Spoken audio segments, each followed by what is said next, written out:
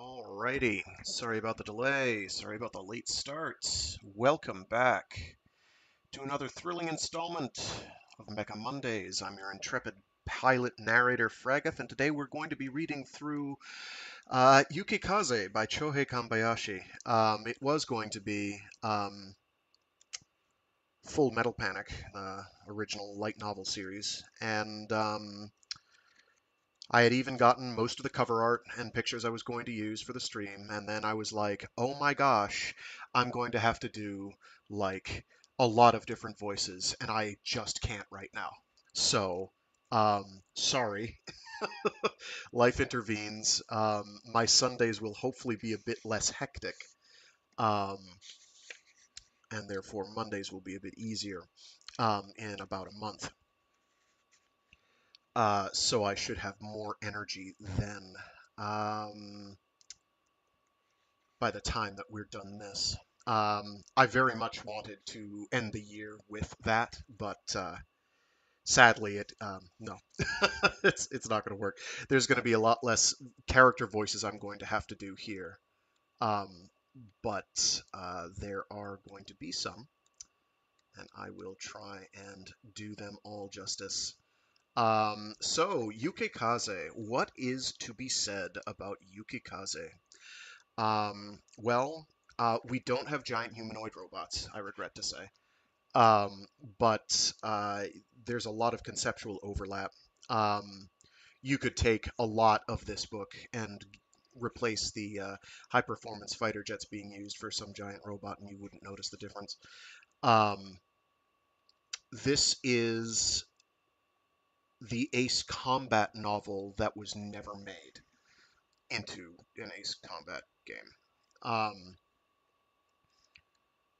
this is pretty wild. This gets out there. This gets to some really interesting science fiction, actually, between this and particularly the second book.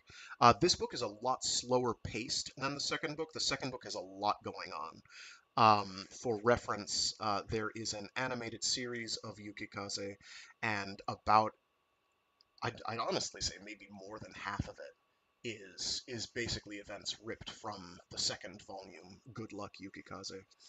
Um, what was the original title of this? I think it's Flying Fairy Yukikaze, which is, or Combat Fairy, Fighting Fairy. So, it's something like Sento Yosei Yukikaze, I think. That sounds right in my head. I'm mispronouncing it, I'm sure. Ah, no, no, no, it doesn't say here. That's frustrating. Anyway, the color illustration you're looking at is by Shoji Hasegawa. It was originally published by Hayakawa Publishing Incorporated in 2002. This edition I'm holding in front of me was done, let's see, by Haika Soru, release volume 3, You Cowards. Who are, I believe, owned by Viz Media. Yes, they are owned by Viz Media. The translator is Neil Nadelman. I don't have access to the original text, so I have no idea how accurate it is. I'm assuming it is accurate. Um, I think I've intimated this before, but a bunch of this book is fairly dry, but stick with it. A lot of the interesting ideas are worth it, in my opinion. Um, This was published when? When did we get it over here? 2009. So only a 7-year delay.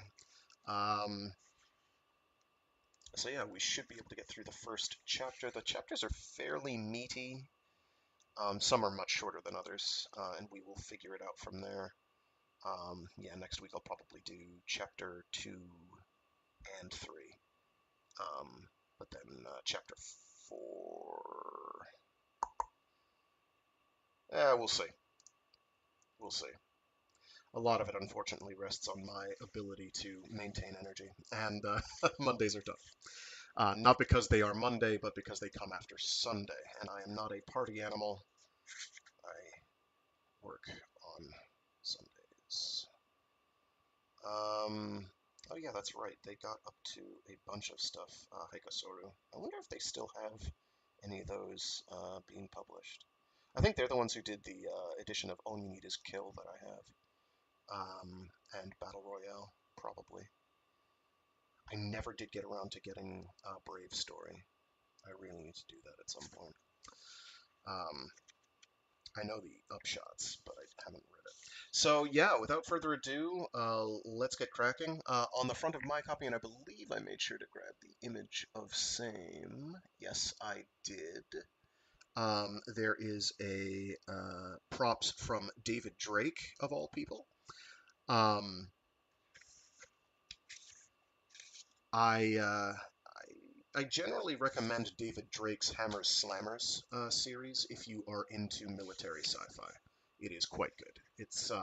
It's basically like there's one installment in that series that is literally the things they carried, um, but with futuristic hover tanks that shoot plasma bolts instead of bullets.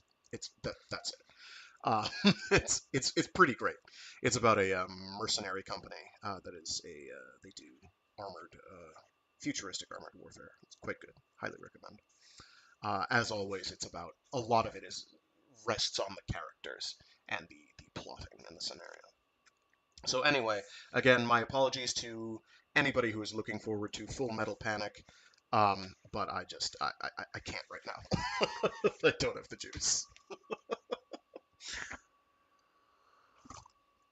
I realized very shortly before I got started, I'm like, I don't think I can do all of the characters. They're great. They're all very unique. And I'm like, shoot. Anyway, so instead we're going to do a slightly less character-centric book. Um, we will get to that on, we will get to Full Metal Panic after we get done, yes. Um, there are characters. I don't remember any of them but like 3. I regret to say, because it has been, ooh, gosh, I haven't read this in sometime in the, no, no. I think I have read it in the last 10 years. I just don't know when. Anyway, let's get cracking. Life's too short.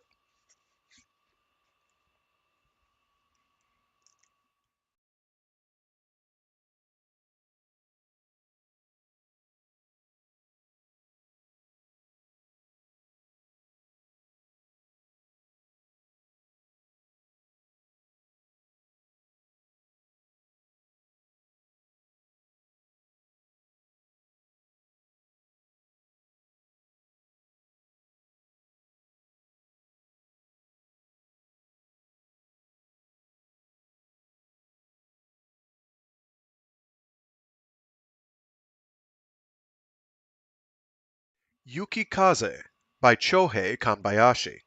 Translated by Neil Nadelman.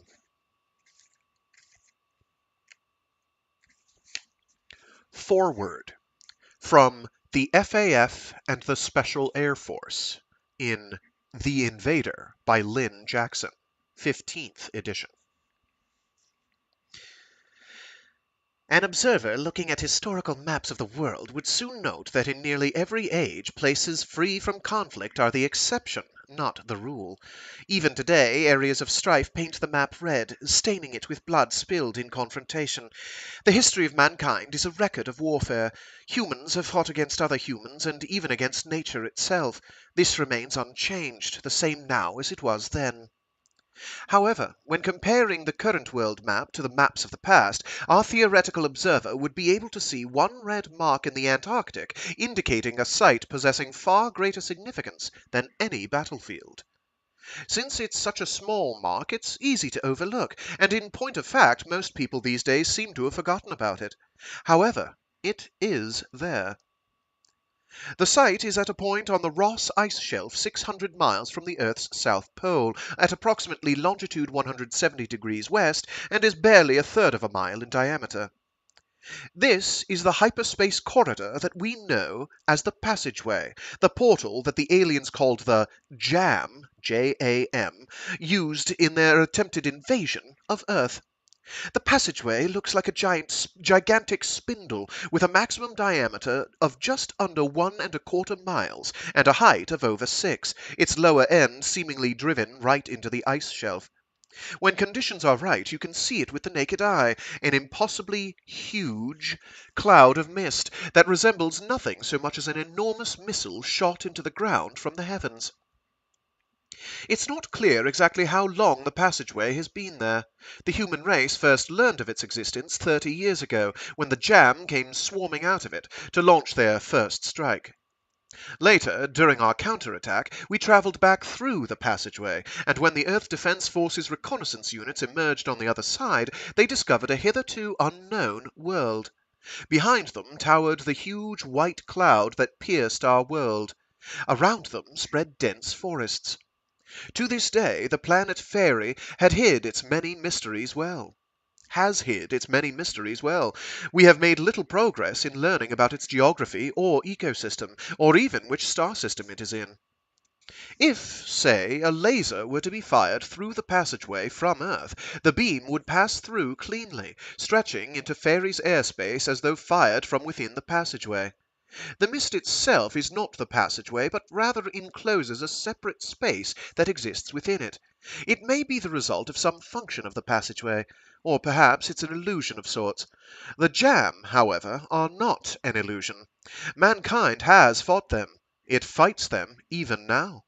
The only difference is that the battlefield has moved from Earth to the planet Fairy. The threat of the JAM is still there. The Earth Defense Force's main combat body on the planet is the Fairy Air Force, referred to more commonly as the FAF. The FAF's units are arrayed in a roughly even distribution around the Fairy terminus of the passageway and are organized into 6 enormous bases: Sylvan, Brownie, Troll, Siren, Valkyr, and Fairy, with Fairy Base acting as the general headquarters overall. As the key base there, it is by far the largest in scale. At the current time, the FAF's most powerful fighter plane is a twin-engine, all-condition tactical fighter known as the Sylphid. It is a high-performance machine boasting advanced electronic armaments and engines that possess a multitude of improvement modifications to optimize them for the skies of Fairy. There are not that many Sylphids, owing to their high cost, but the FAF has made great advances in their production processes and is now building more of them. Of the few original Sylphids produced, 13 of them have been modified for tactical reconnaissance. These 13 planes have been equipped with onboard computers that are even more highly advanced than the ones used in the ordinary fighters. This variant of the Sylphid is known as the Super Sylph, and while it looks like the other Sylphids, it is a completely different beast. In essence, it's a supercomputer with wings and high-output engines. These 13 tactical electronic warfare and reconnaissance Sylphids have been assigned to the 5th Squadron of the FAF's Special Air Force. When you look at the official list of the FAF's corps, divisions, and units, the 5th Squadron seems to just be one unit of an air wing attached to the Tactical Combat Group of Fairy Base. In reality, however, it has its own independent headquarters and exists as a corps of its own. Now, when one mentions the Special Air Force, one is in fact referring specifically to the 5th Squadron. Its formal designation is SAF-V. Roman numeral V. However, this is rarely used, only in official documents. Within the Fairy Air Force, it is commonly just called the SAF. When the FAF was formed, the SAF wasn't regarded as a particularly vital unit. However, the staff officers in the FAF command had to admit the need for more advanced and accurate tactical combat intelligence. Thus, it was not by accident that the SAF, which was charged with overseeing the collection of all frontline electronic intelligence, was given these top-of-the-line Sylphids. Indeed, their existence is vital. High-velocity computers with the most advanced processing capacities are now essential to the war against the Jam.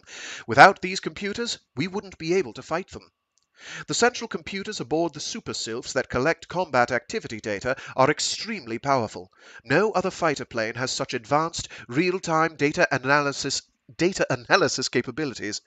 These onboard computers are directly interfaced with the strategic and tactical computers protected deep under Fairy Base in the SAF's mission control room. In that respect, it would be safe to say that the fighters are moving components of a larger, fixed supercomputer. The SAF's digital technology is the most advanced of all the FAF combat units, and the single overriding order of the unit is, come back alive at any cost.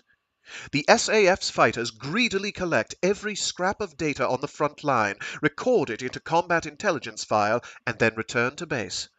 Easily disrupted wireless transmission of the data is used only in emergencies. The 13 super sylphs attached to the unit are never launched together at the same time. Always just one, or at the very most two, sortie to follow the other aircraft. And even if their fellow fighters are being decimated, they can offer no support. They must simply collect the combat intelligence and return to base. To see this duty through, the Super Sylph is equipped with external fuel tanks and an early warning radar system as good as a reconnaissance aircraft's, all to protect itself and the data files it carries. And for that one purpose, it also carries powerful weaponry. Given the psychological strain of having to watch their comrades die while remaining emotionally disengaged, the pilots who perform this duty need hearts as cold as a computer. The pilots of the SAF evidently take a certain satisfaction in this requirement, and individuals with special personalities outside the range of normal human standards are selected for this duty. These men put more faith in their machines than in other people, and can fly their planes with perfect skill. In a way, they are yet one more combat computer, but organic in nature, loaded aboard the Sylphids to carry out a heartless duty.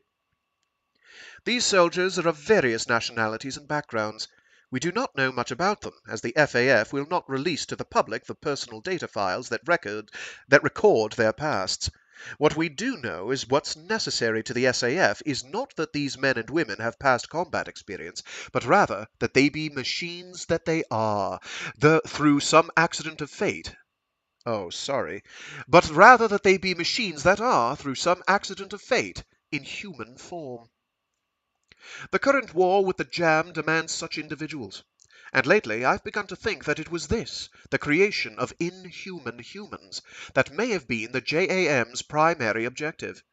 Even if it isn't, if these are the characteristics and abilities needed by the SAF to fight the Jam, I imagine we will be seeing more and more of this kind of soldier as the war with the Jam drags on. And that in itself is a threat to the human race. The Jam are no longer on Earth. Their invasion has been held at bay on the planet Fairy, on the other side of the passageway. The passageway is so small and the war on Fairy so distant and removed from day-to-day life that the JAM threat has been almost forgotten in the current international situation. People nowadays regard the war between the FAF and the Jam as they do the fairy tale battles in children's picture books. But Earth is still being targeted by the Jam. The threat has not vanished. The Jam may be developing plans for a second major invasion. Or perhaps they have prepared an indirect strategy that is unfolding at this very moment.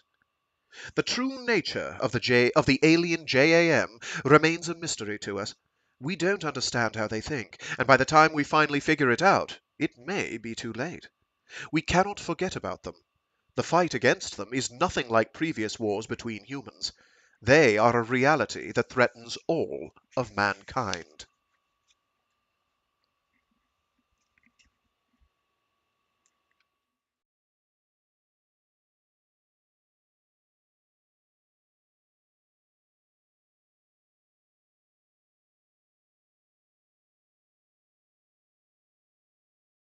Oh, sorry, Liz Angel and Mulo Spult. I did not see you tune in.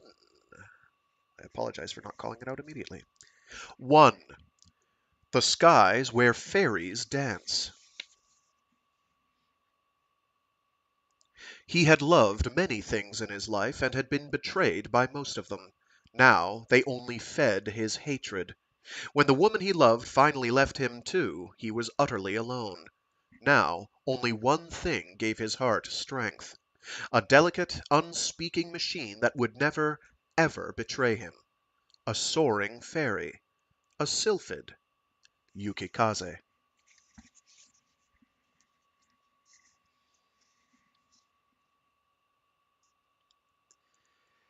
24 assault fighter planes in combat formation punched their way through the skies toward an enemy base. They were units attached to the Fairy Air Force's Tactical Frontline Base TAB-16, 1666th Tactical Combat Group, 666th... Wow. Let's try this again. Tongue twisters. Mm. Ah. They were units attached to the Fairy Air Force's Tactical Frontline Base TAB-16, 1666th Tactical Combat Group, 666th Tactical Fighter Squadron. Beneath them, a brilliant white desert drew near. It was a dry, desolate region. Rain clouds couldn't make it across the bordering mountain range, and even what moisture the air could retain was greedily absorbed by the immense forests and countless forest creatures inhabiting the skirts of the mountains. As a result, the winds blowing through the forests emerged parched and dry. But for a very short time each spring, the vast amount of water released by the snowmelt on the mountains was more than even the forest could drink, and it seeped into the desert environs via underground rivers. It was spring, and from the sky one could see veins of water soaking into the sands. The edge of the desert was stained a light purple by the stubby, rugged plants that were now sprouting there. The new buds, glossy and metallic, sparkled brightly with reflected sunlight. Since the vegetation further into the desert grew more slowly than that toward the edge, the boundary between the desert interior and this purplish grassland was demarcated by a glittering line formed by the young plants. The entire effect suggested a ghostly field of purple flame advancing across the sugar-white sands. Hidden in the purple grassland were the enemy interceptors. When the 666th Fighter's early warning systems detected the enemy aircraft, the strike leader barked out his commands. Small jam interceptors. The vertical launch types are taking... There's a page flip and I can't do that with one hand. Sorry. Poor planning. Small jam interceptors. The vertical launch types are taking off. These guys are decoys. Alpha, Bravo, Charlie, take 'em. Everyone else, climb now. Combat climb. From the grass rose the black jam fighters. 3 of them, 4, then 5, their boosters spitting out long tails of flame. The planes of the 666th TFS split into 2 flights, one going into a power dive while the other began to climb at high speed. From above them, a swarm of jam interceptors dove into their attack. At the moment that the black JAM aircraft and the gray fighters of the 666th closed in battle, a formation of strike bombers from Fairy Base's Tactical Combat Group penetrated the JAM defense line, flying on the deck at supersonic speed. The camouflaged buildings of the JAM supply base could not be visually distinguished from the sand dunes they squatted in, but they couldn't escape the passive sensors of the plane's ground attack systems. Just before reaching the base, the bombers climbed sharply, their objectives locked on in their targeting systems.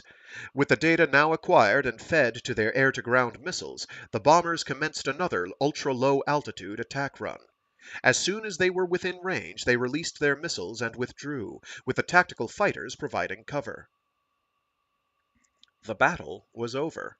The 666th retook their formation and streaked away from the desert. There were 4 empty spaces in the formation now, 4 planes that were not coming back.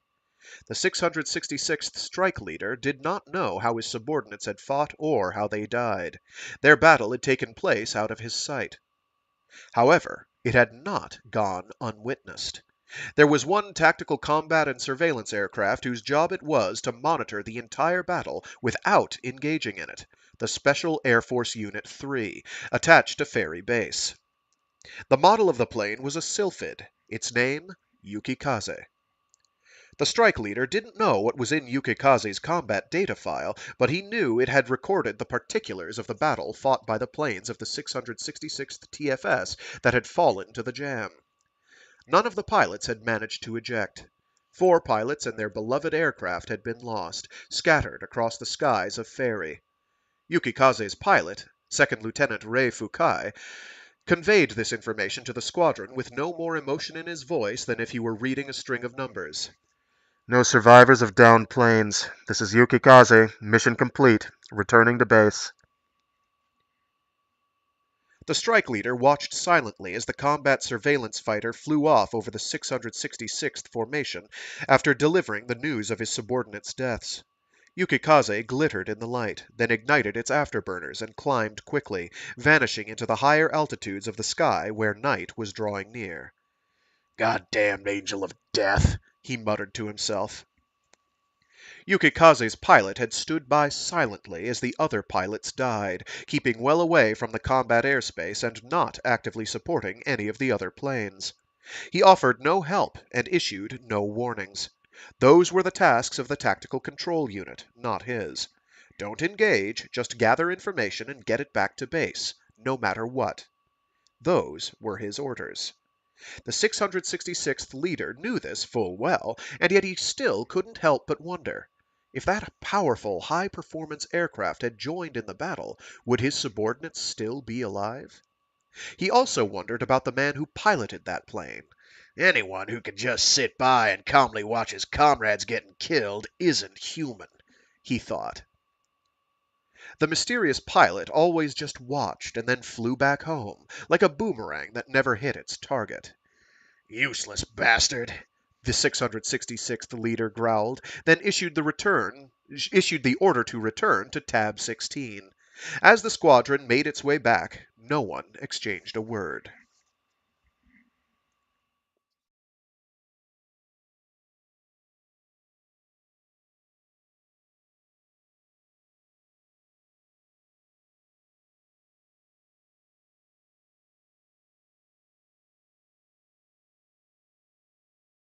Yukikaze flew. That's right, flip a page. Yukikaze flew toward Fairy Base, supercruising at an altitude of 98,000 feet. It flew alone.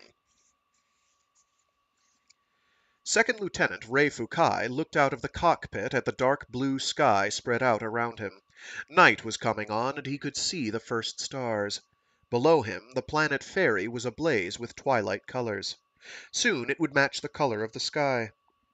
Fairy's binary suns glowed crimson above the horizon, their mutual gravitational attraction pulling them into flattened elliptical shapes. A jet of dark red gas could clearly be seen spouting out of one of them. It arced up to the sky's zenith, looking for all the world like the Milky Way, but instead of a pearly white, it was a red suggestive of the color of blood. This enormous whirlpool of erupting gas formed what looked like a blood-stained path, and so it had been named the Bloody Road. Ray set the cockpit illumination to its lowest level and lifted his gaze from the instrumentation. Nothing was out of the ordinary. It was quiet. He thought back to the battle just fought by the 666th TFS. Delta 4, engage. Break right. Right. Starboard. This is Delta 4. I can't see them. They've spiked you. Look out. Where's the jam? I can't see it on my radar. Delta 4 had broken into a hard right diving turn, but couldn't shake the jam fighter. A pilot who couldn't control his plane perfectly was a dead man. To Ray, that was the natural order of things. Emotions had no place in battle. A fighter plane feels nothing, and a pilot is a part of the plane. Therefore, a pilot who couldn't set aside his emotions and become one with his plane was no warrior. And with someone like that piloting it, even a high-performance fighter would be no match for the enemy. And then that fighter would be... Yukikaze's wide-area radar warning receiver chimed an alert. "What's up?" Ray asked his backseater, the electronic warfare officer. "Verify that." Not sure," the other man replied. Passive warning system's activated, but I can't track the location. It could be a bogey." "A bogey?" asked Ray. "Then it's gotta be a jam. Find it." Saying that, he switched on the fire control system and set the radar to long-range, moving target auto-search mode. The target was entering radar range. Target sighted, the EWO called out. It's small, a fighter, pretty fast. Speed is 2.9 and he's nose on. We should merge in approximately 2 minutes. Ray checked the moving target indicator. Was the other craft a hostile? A friendly? But the MTI's display simply showed it as unknown. What is it? Ray asked. Negative on the IFF. If there was no response on the identification friend or foe system, then... It's a hostile, said Ray. He entered the unknown craft into his tactical computer as an enemy. The system automatically adjusted the radar search pattern, frequency, power output, and pulse width to their optimal efficiency and tracked the target. Hey, boss, said the EWO. We should confirm this first. It might be a friendly. Maybe their IFF's offline. I doubt any jam would be flying around here. The unknown plane was closing fast, its course unwavering, on a straight line for Yukikaze. Like a giant bullet, thought Ray. Lieutenant, take evasive action. In response to the rapidly approaching target, the tactical computer switched the radar mode to super search and automatically locked on to the target. Let me make sure I know who's talking here, because it's not clear to me.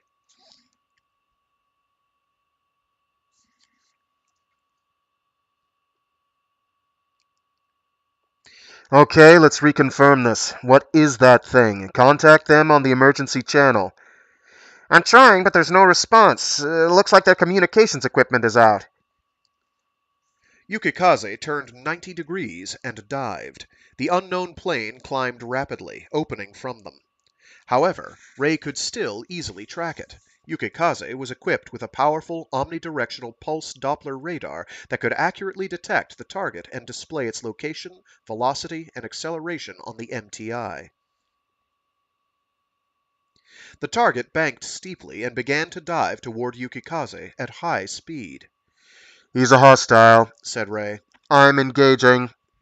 It's not a jam! How do you know that? As Yukikaze pulled a sudden high-G evasive turn, from his seat in the rear the EWO caught sight of the unknown craft nipping at their heels. It was about half a mile away, a large fighter plane glittering in the light of the setting suns. Via the digital camera in their tactical reconnaissance pod, he could make out the distinctive, sharply pointed twin vertical stabilizers on its back. You see that, Lieutenant Fukai? He called out over the comm. That's a sylph, a sylphid. A sylph? Who's it attached to? Unknown.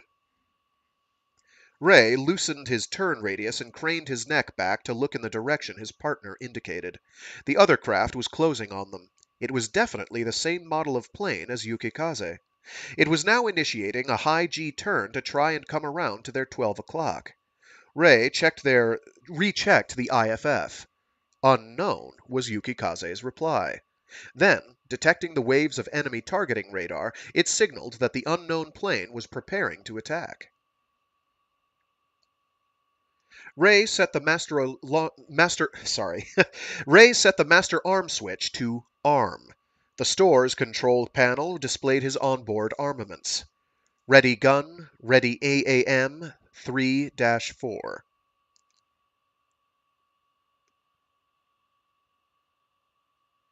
That's RDY ready, because it's showing. Just imagine it on a cockpit heads-up display. Their anti-aircraft gun and 4 short-range... Sorry, I misread the hyphens there. Their anti-aircraft gun and 4 short-range air-to-air missiles. He had no long-range missiles to fire. I'm shooting it down, said Ray as he hit the dogfight switch. Stop! It's not an enemy! That's a sylph! Before his EWO could finish speaking, Ray banked Yukikaze steeply, then burned into a combat climb to face his target, performing a 180-degree head-on snap-up as he prepared to attack. The radar switched to bore sight mode. He squeezed the trigger. The anti-aircraft cannon fired a burst. No hit. The unknown plane had evaded him. He turned again, maneuvered to about half a mile behind it, and attacked from the rear. The remaining ammo indicator now read 0. Still no hits. Have you lost your mind, Lieutenant Fukai? The unknown dived to the right, with Yukikaze in pursuit. It went into a 6G turn to try and come around to Yukikaze's rear, but Rei pulled a 6 1/2 Gs at the maximum angle of attack and closed to a range of less than a quarter mile. He now could see the unknown clearly with his own eyes. It was a sylphid. But he didn't abort his attack.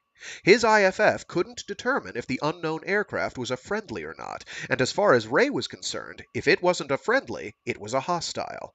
Yukikaze's central computer wasn't canceling its warning, and the unknown was still preparing to attack.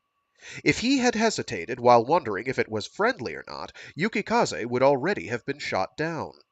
Although his eyes told him that the other plane was an FAF fighter, it had to be a jam. He was certain of this. It was a formidable enemy, too, as fast and maneuverable as Yukikaze. Rei pressed the missile release button. There was no launch. The fire control system readout on his heads-up display was warning him that the target was too close.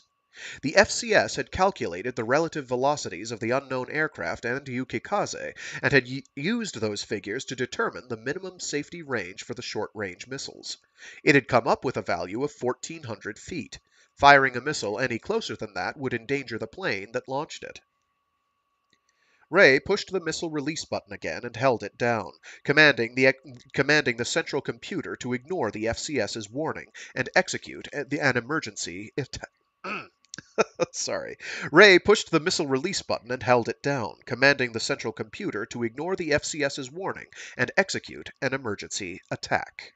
If he missed this chance, they could be killed in the next instant. The central computer issued the order to attack, and the subordinate tactical computer then overrode the FCS and cleared the minimum mode from the missile's seeker's armament control. In that instant, the missile was launched from Yukikaze's belly. The range was less than 1,200 feet. Yukikaze withdrew quickly, but the unknown executed a sudden split-S maneuver and moved in on a collision course with Yukikaze, as though intending to lead the missile back toward it. The missile banked steeply, thrusting toward the unknown, and barely slipped in on its right. Yukikaze was now less than 700 feet away. The FCS had been transmitting guidance data to the missile, but sensing the new danger, it canceled the guidance control. The cutoff of guidance data from Yukikaze and the change in the Doppler frequency should have locked up the missile's detonator. A comparison of the Doppler shift of Yukikaze's radar pulse to the pulse reflected back from the target would cause the missile to detect that it was at the minimum Doppler gate when it was at the closest distance to the target, resulting in a detonation system abort. However, its optical sensor fuse still detected the target and activated the thermal battery, which then issued its signal. The missile detonated. Barely 3 seconds had passed from its initial launch. The explosion blew apart the right main wing of the unknown plane. Fragments rocketed in every direction. A piece of the missile's shrapnel hit Yukikaze.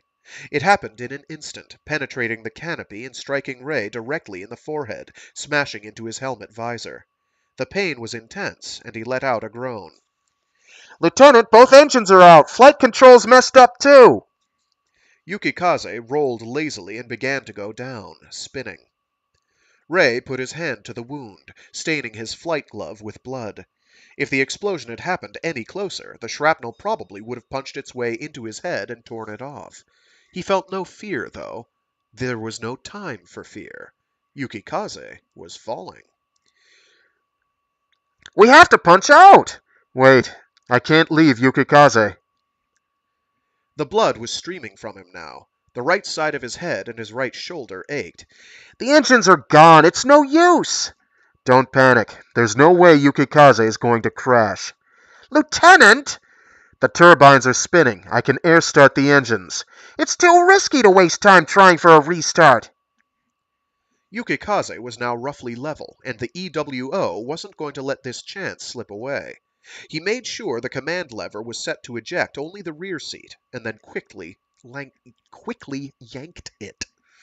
The canopy blew off of the plane, followed by the rear ejection seat. The shock of it sent Yukikaze back into a tailspin. Rei checked his altitude. The cold stabbed at him, the wind howling in his ears. He still had enough altitude to try for an air start. The engine burner pressure was low. He tried the auto restart switch, but there was no response.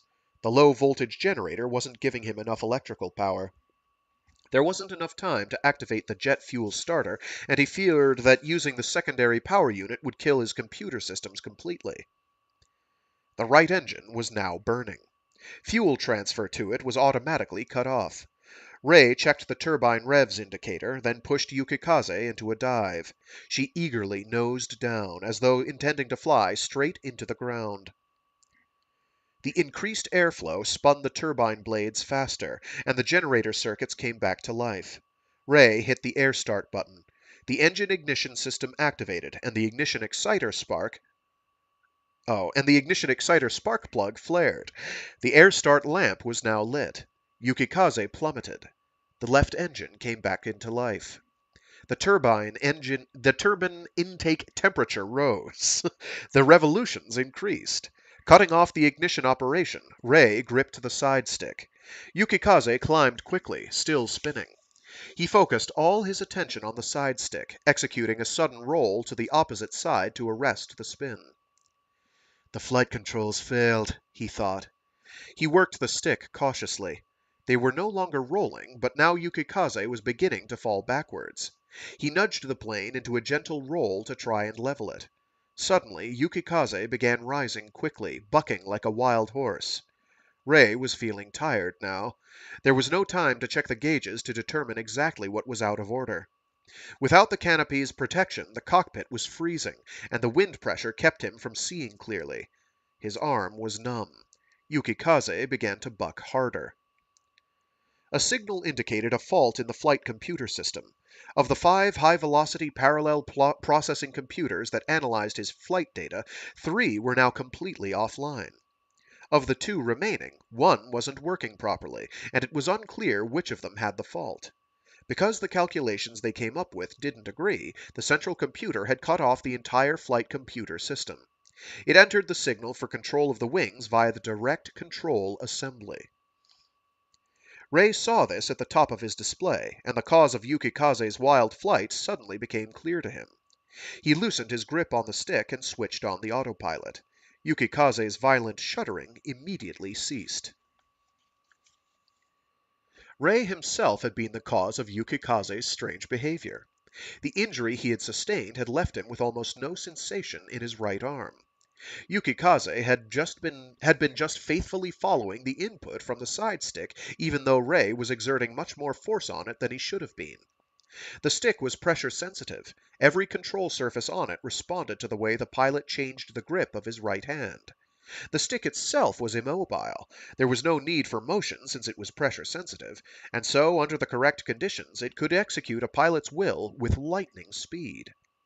Now, the lack of sensation and the pain of his injured arm had caused Ray to accidentally send it the wrong instructions.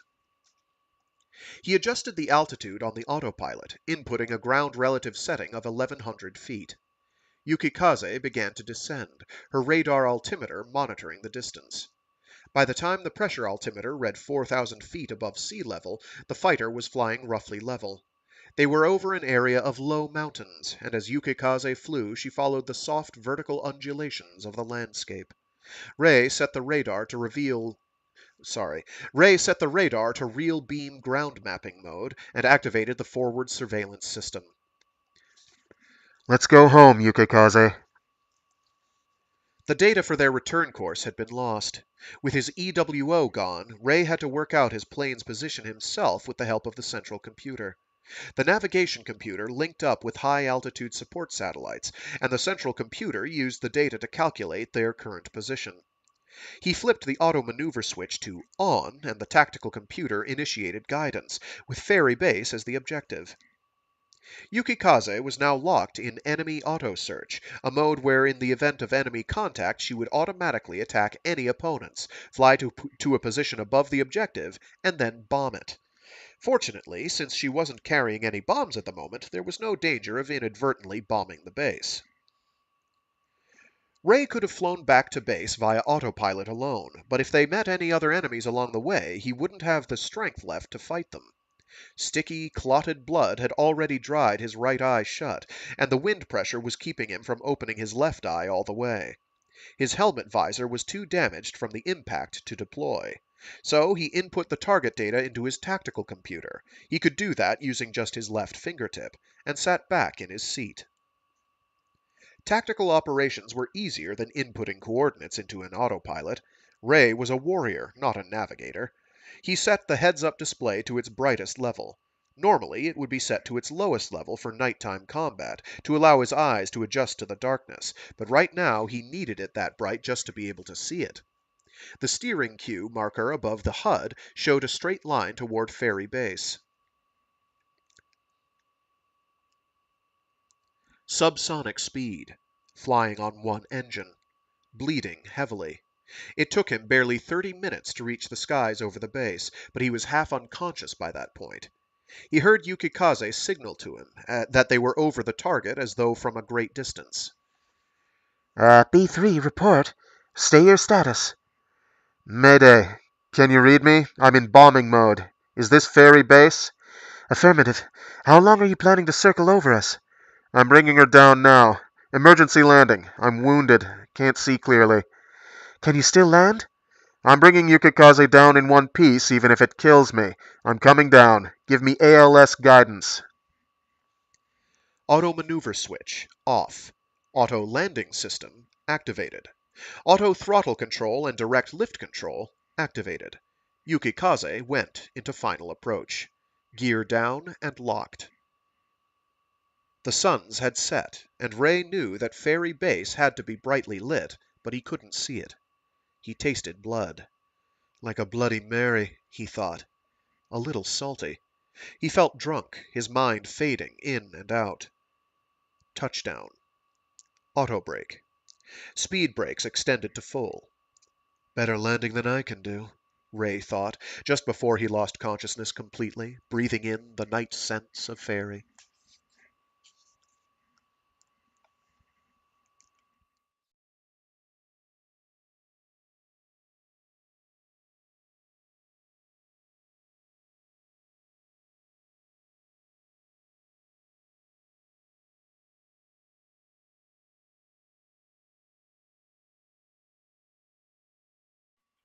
A sky fairy, a sylph, was flying. It soared on glittering, translucent wings, scattering golden particles of light as it went, flaxen hair fluttering behind it. White skin, almond-shaped silver eyes, red lips engraved with an odd smile. Gently curving breasts without nipples, taut thighs, long, slender legs. A sylph, a fairy of the wind. It flew freely through the skies, rising upon gentle breezes, churning up fierce gales. The sylph bent both knees at right angles, its lower legs quickly tapering off to knife-like vertical points. It reached its arms back and grasped its wings, which angled back and turned opaque. Its head elongated and darkened to gray. Large thrust engines ignited. A sylphid. Twin vertical stabilizers. Clipped delta wings. Underneath the canopy sill was a name. Small, written in kanji characters. Yukikaze. It flew at supersonic speed, its shockwave mowing down the forests of Fairy. It was Yukikaze. Ray was watching Yukikaze fly. He was in the cockpit. But then, who was he now watching this? Yukikaze turned and approached him. Ray looked at the cockpit. There was nobody in it. Yukikaze flew away faster than the speed of sound and vanished into the empty sky. Yukikaze, Yukikaze, where are you going? Are you deserting me? Yukikaze! Are you awake? Ray opened his eyes. He was covered in sweat. The pain of reality. A bandage was wound around his head. From his right eye he saw only blackness. My eye. My right eye. Calm down. The Ferry Base military doctor held down Ray's shoulders as he tried to get up.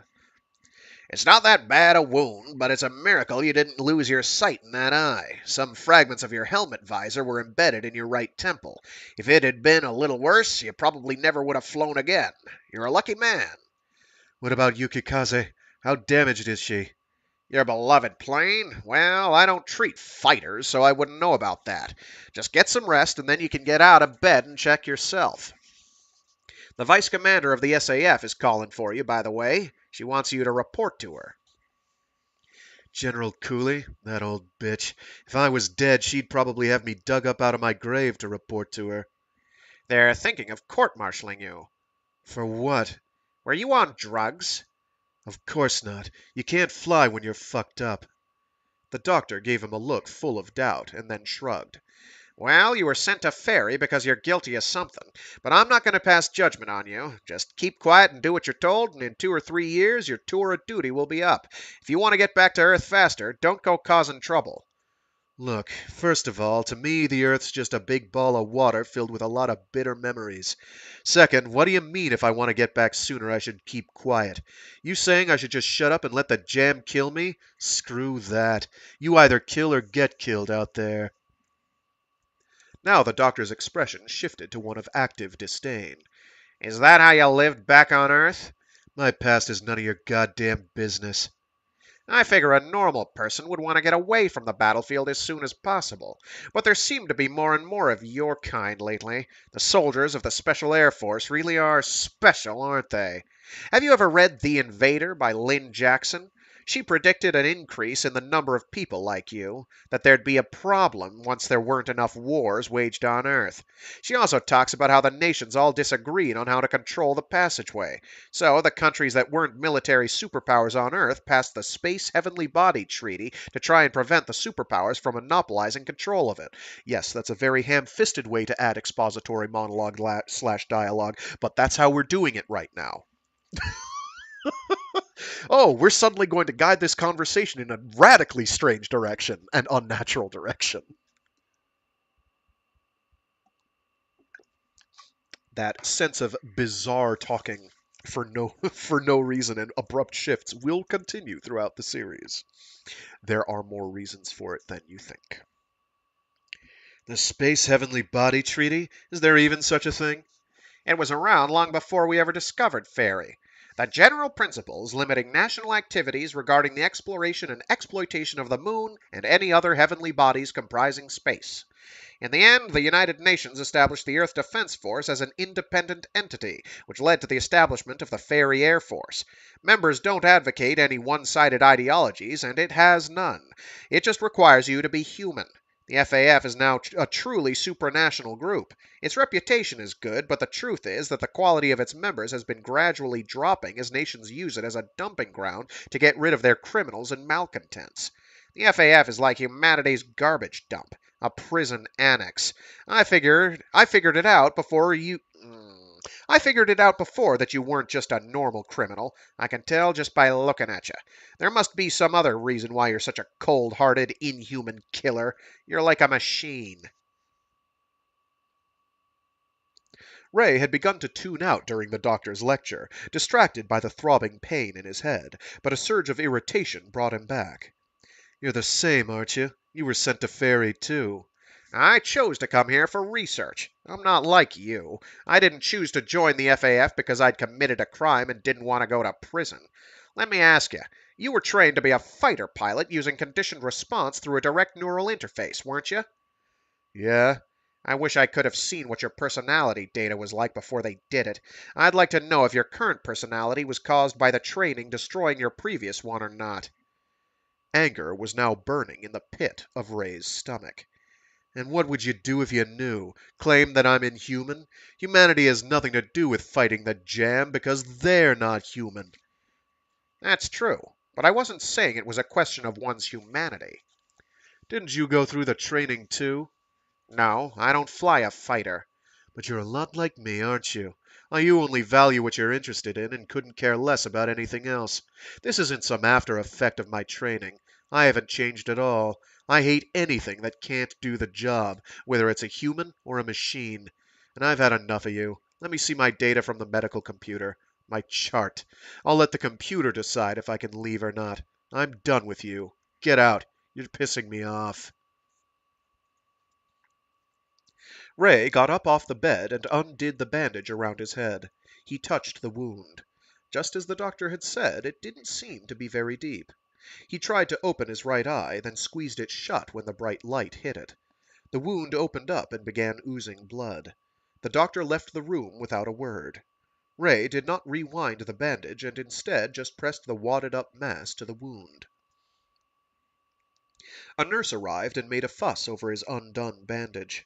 As she was getting ready to rewind it, Ray brushed her off and demanded that she just put an adhesive over the wound. She did what he told her to do.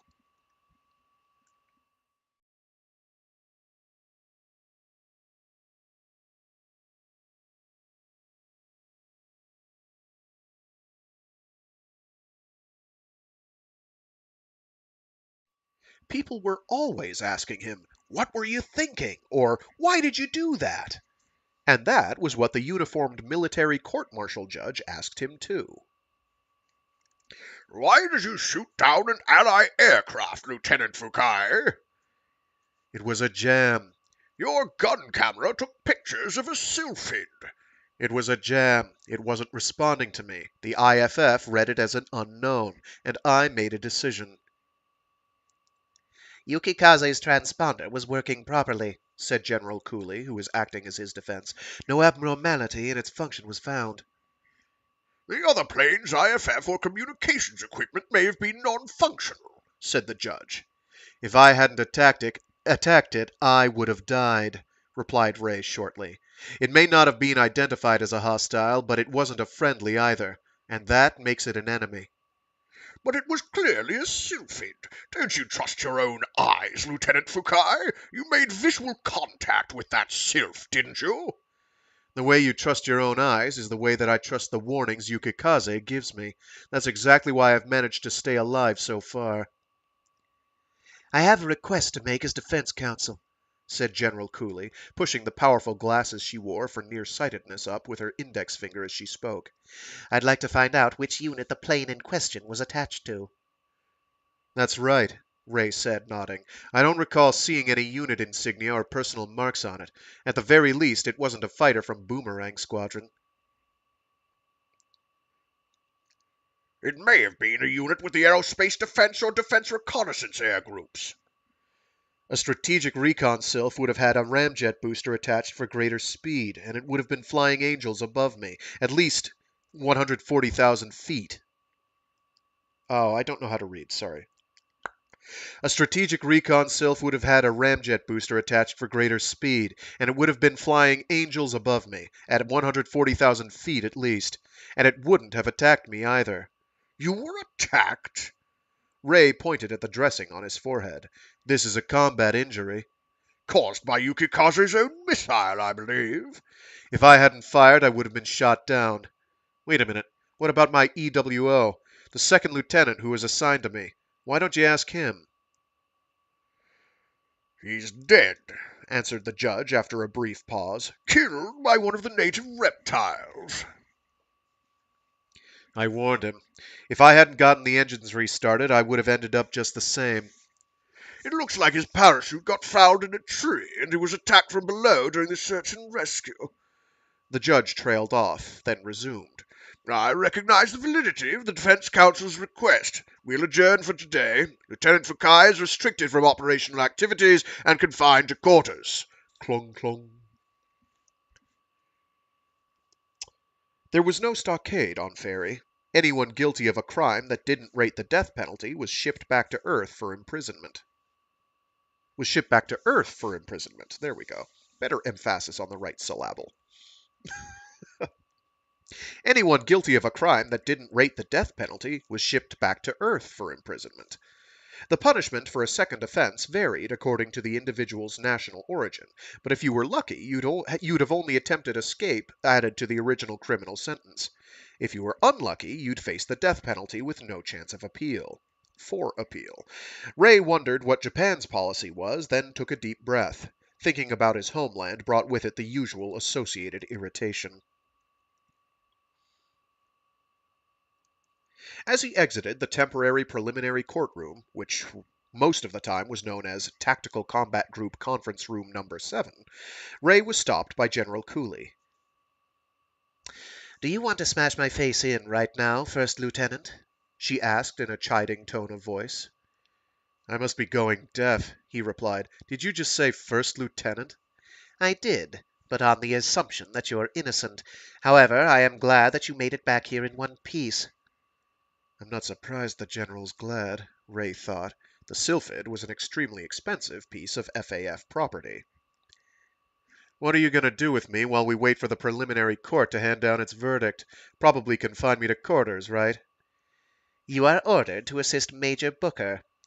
Be Jack's aide? I expected some kind of ground duty, but aren't I restricted from all operational activities? There's something the Major has to take care of that's been driving him crazy, and it has nothing to do with the war against the Jam. You'll get the details when you see him. That is all. Any questions? None. They saluted.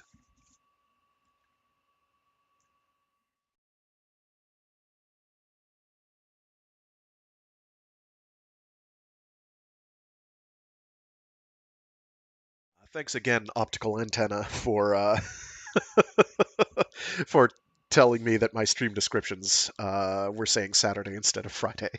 By the way, that should be resolved now. I will go back probably at the end of the year and fix that. I don't anticipate any schedule changes.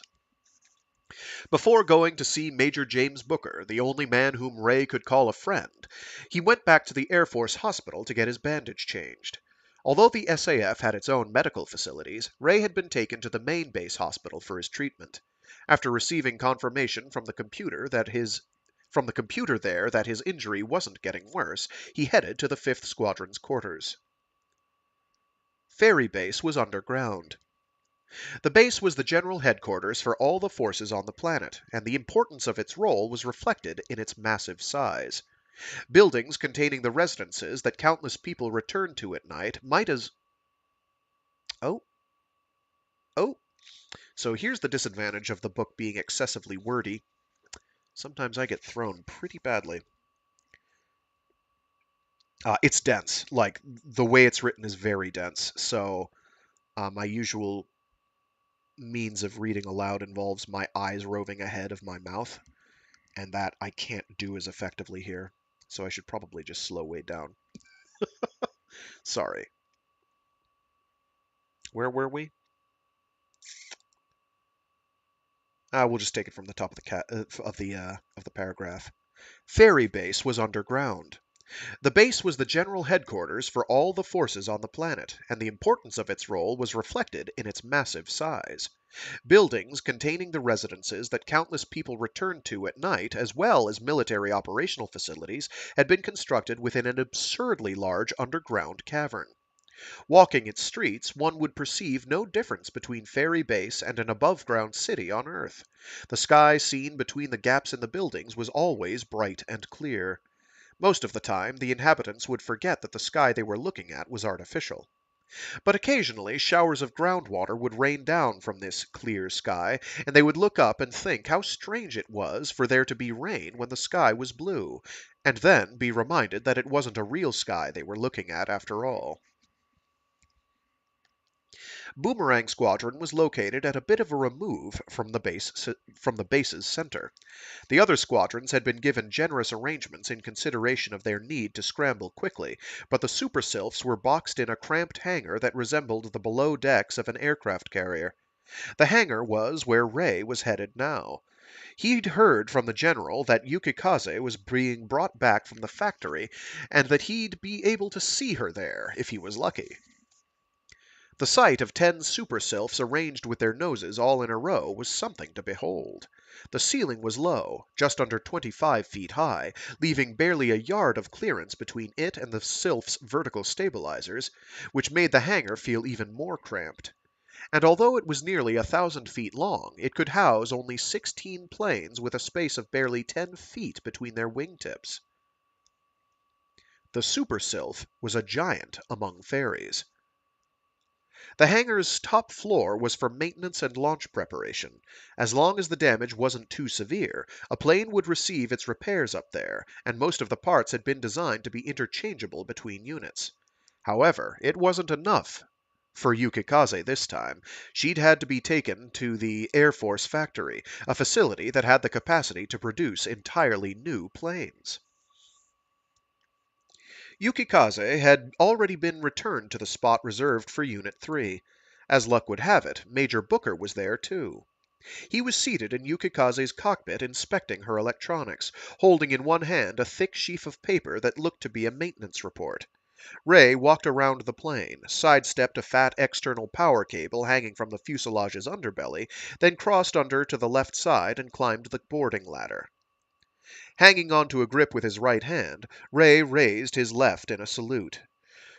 "First Lieutenant Fukai, reporting for duty as your aide, Major Booker. Hey, Jack."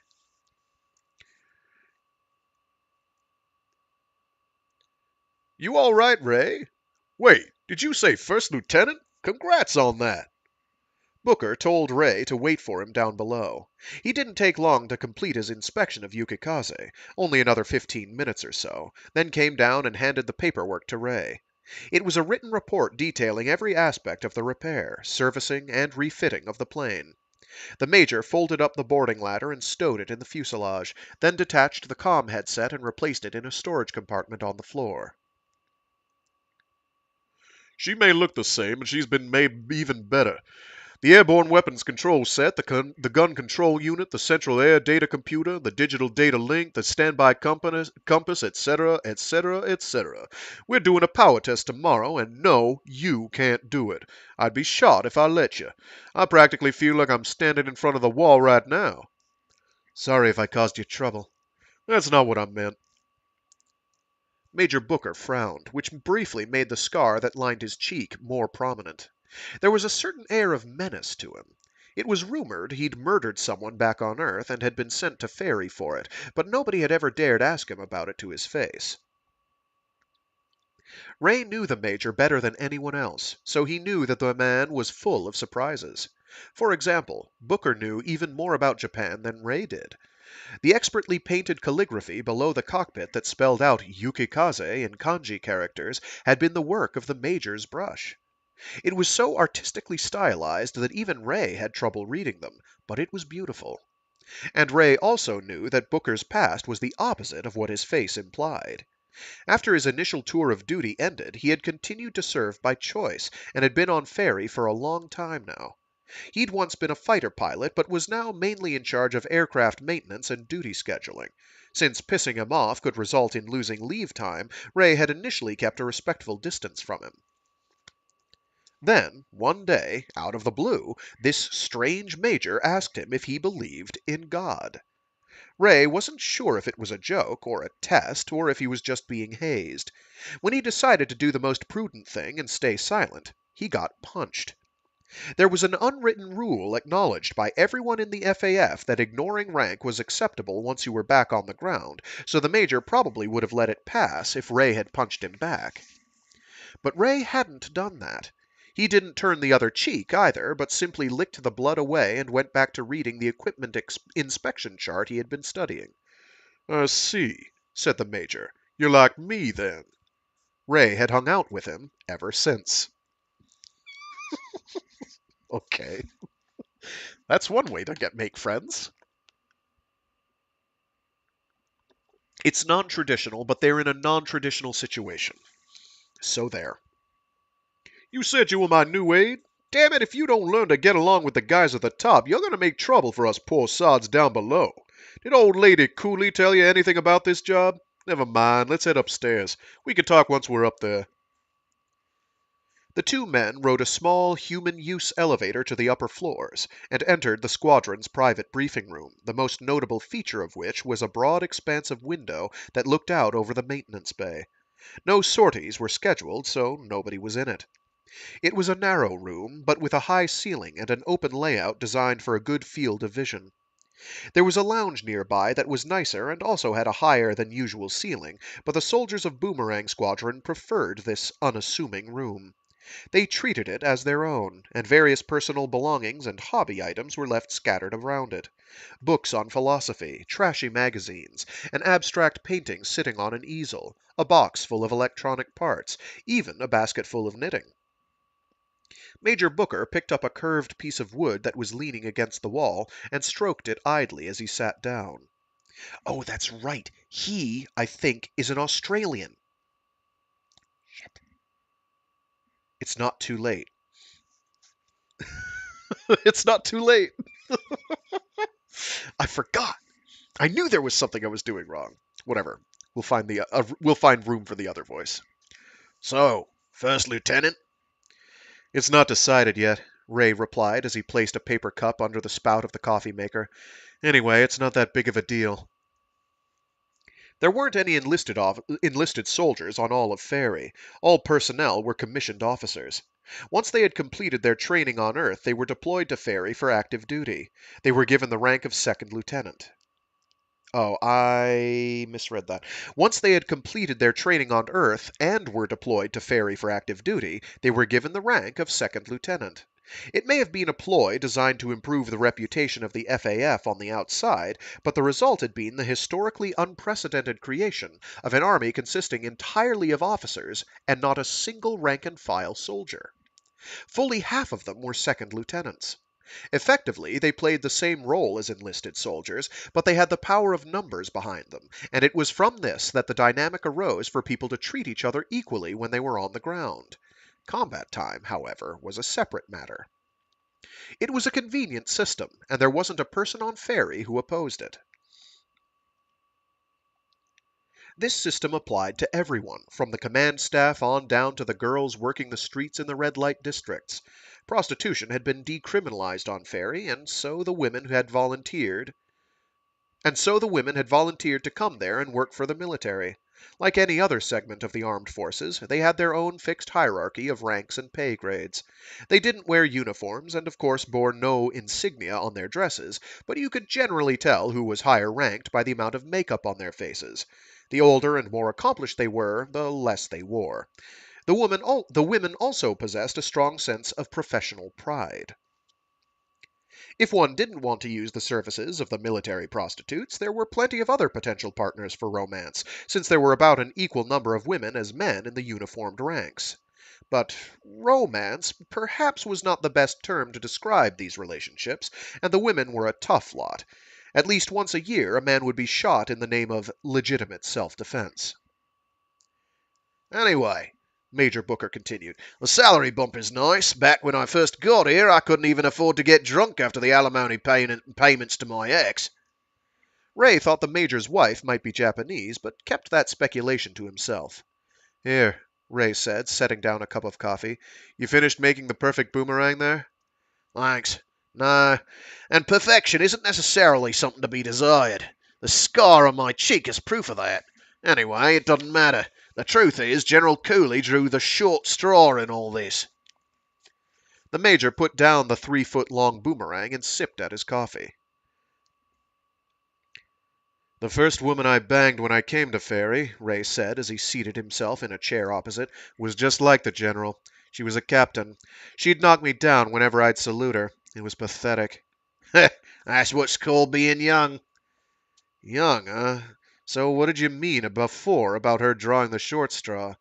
You hate having to line up, don't you? Huh?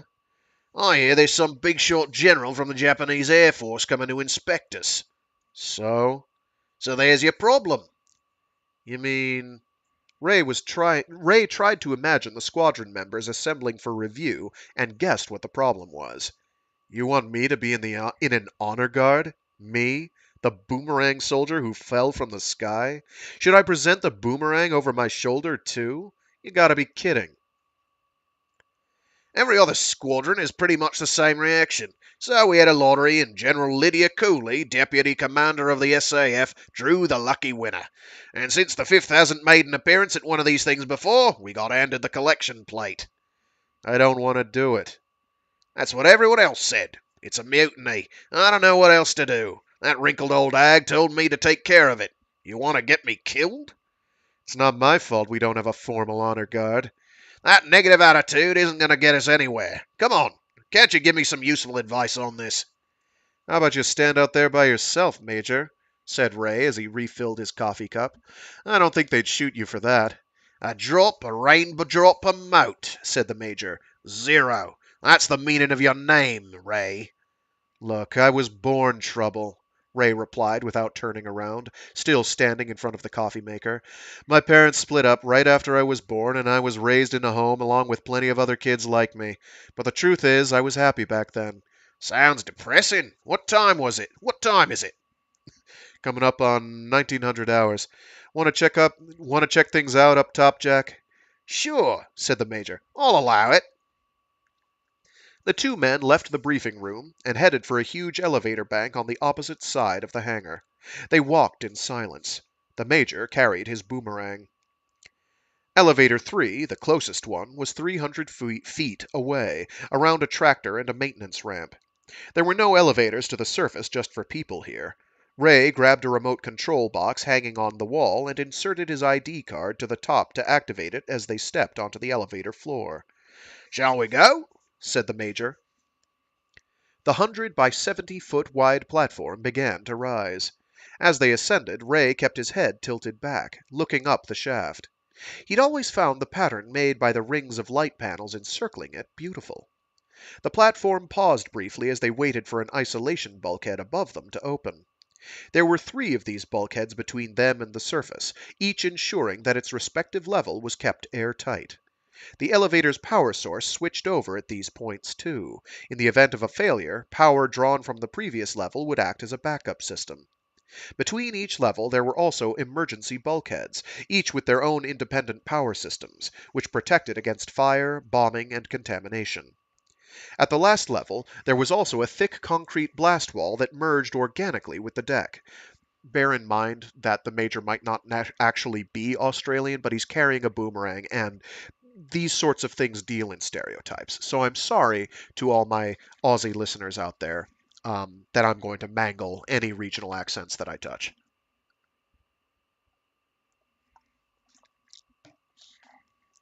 We don't all use boomerangs. Yeah, but only you use boomerangs. Sorry, that's a horrible thing to say, and I apologize. Um, they're rather brilliant, actually. I'd be fascinated to have seen the trial and error that went into the first boomerangs being made. Once the platform stopped moving, the two men exited through an enormous square opening in the wall and were then on the planet's surface. They were in the receiving hangar, although it was more of a shade port than an actual hangar. Bright sunlight streamed down. The generator vehicles, emergency power support units, and fire trucks stood silent. The two of them did not walk out onto the runway, but exited through the rear instead. The grassland outside was pale green. Facing them, only about a quarter